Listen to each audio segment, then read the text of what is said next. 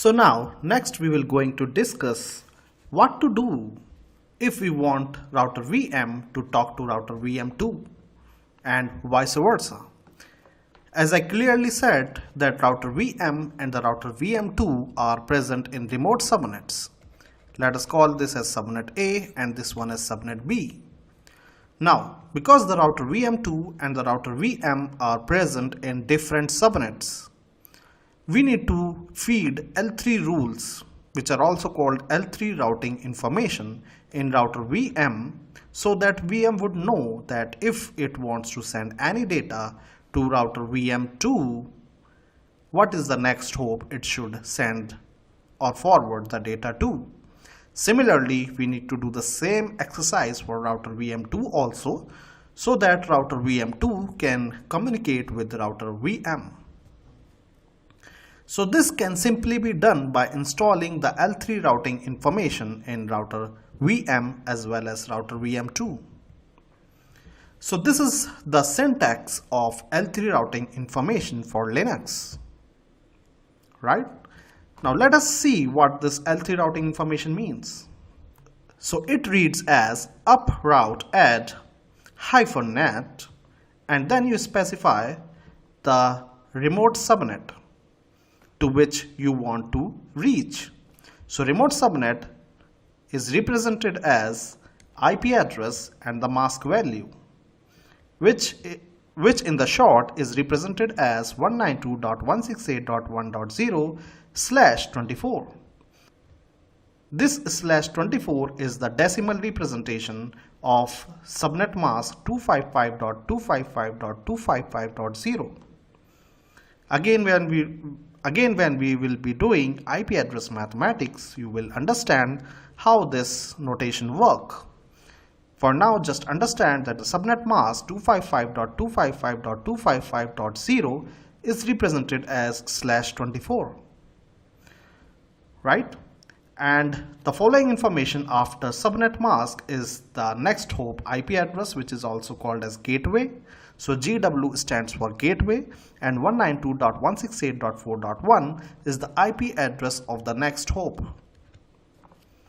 right? And dev stands for device, and Ethernet 2 is the local outgoing interface of router VM, that is this interface. So in short, this entire statement represents the L3 routing information, or in short, it is also called as L3 route. It is teaching VM that whenever you have to send a data which is destined for remote subnet 192.168.1.0/24, then it has to forward the packet out of local interface Ethernet 2 towards the next hop whose IP address is 192.168.4.1, right? So in this L3 route information, the information which is underlined by yellow is actually the information of remote subnet, that is the remote subnet which the router VM wants to reach. And the next piece of information is the next hop information. So next hop information contains two parts, the outgoing local interface and the next hop IP address. Both these information is essential to form a complete next hop information, right? So using this information, if the router VM receives a packet, let's say the destination IP address in the packet is 192.168.1.10. Clearly, this IP address falls in this remote subnet. How? Apply this mask value to this IP address, you will get the remote subnet ID, which is 192.168.1.0/24. If you get this remote subnet ID, it means that this IP address is a member IP address of this remote subnet. So when the router VM receives a packet whose destination IP address is 192.168.1.10, it will use this L3 routing information, and it will know that it has to forward the packet out of local interface Ethernet 2 towards the next hop IP address 192.168.4.1. Right? So this is how L3 routing information helps the router to take a decision that whenever it receives a packet, what it should do with the packet, where to forward to. If router do not have any such entry, so router VM will not know what to do with the packet if it receives a packet with destination IP address is 192.168.1.10, and in that scenario router VM will drop the packet. So it's simple that if router doesn't know what to do with the packet, that means it will drop. Now the exactly similar entry has to be installed on router VM2 that will teach the router VM2 that when it receives a packet that is destined for router VM, what does router VM2 do? Right? So the router VM2 has to forward the packet out of local interface Ethernet 3 towards the next hop IP address 192.168.1.1. Right?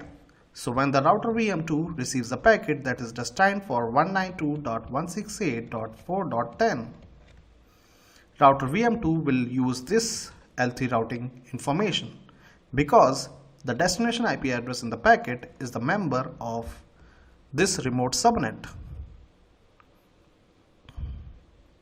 Right? So this is how L3 routing information helps the router to forward the packet to remote subnets. Remember that this is the subnet B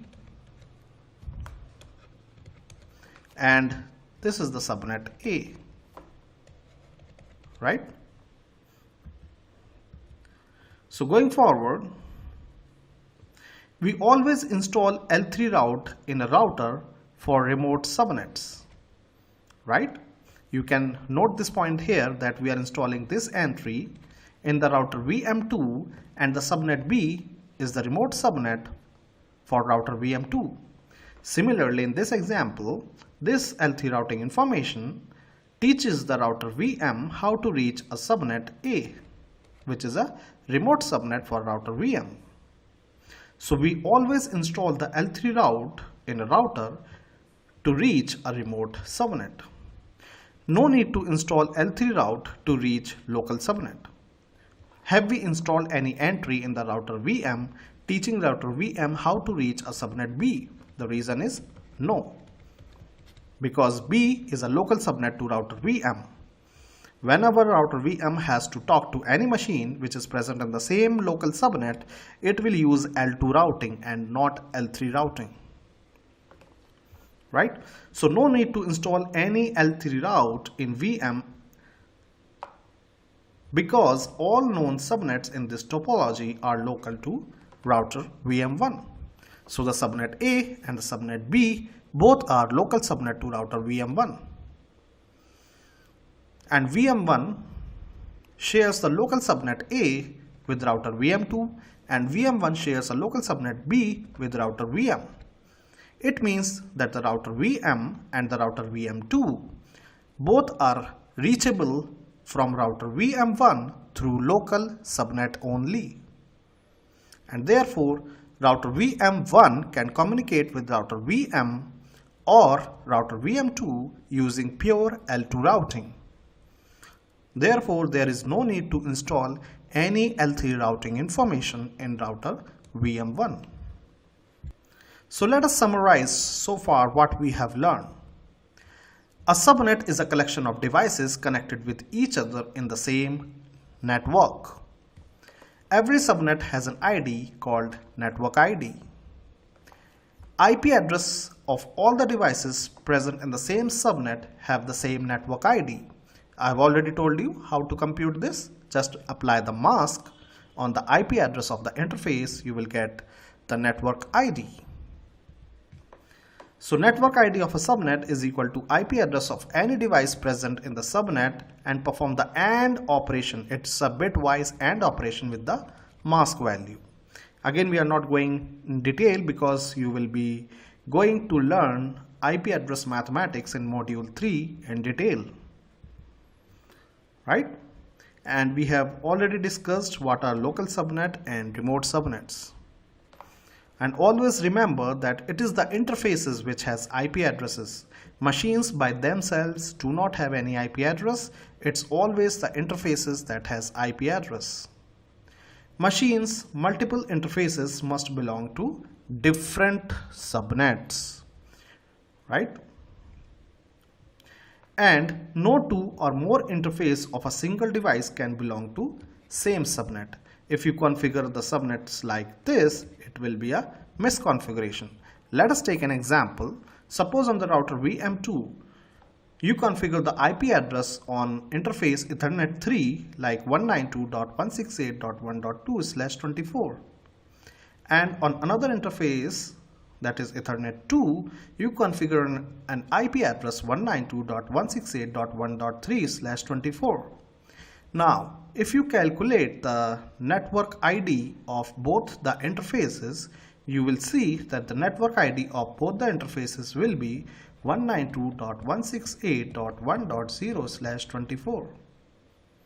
So, two or more than two local interfaces are present in the same subnet, which is actually a misconfiguration. This is an error. So no two or more interfaces of a single device, that is on the same device, can belong to the same subnet. This is wrong configuration.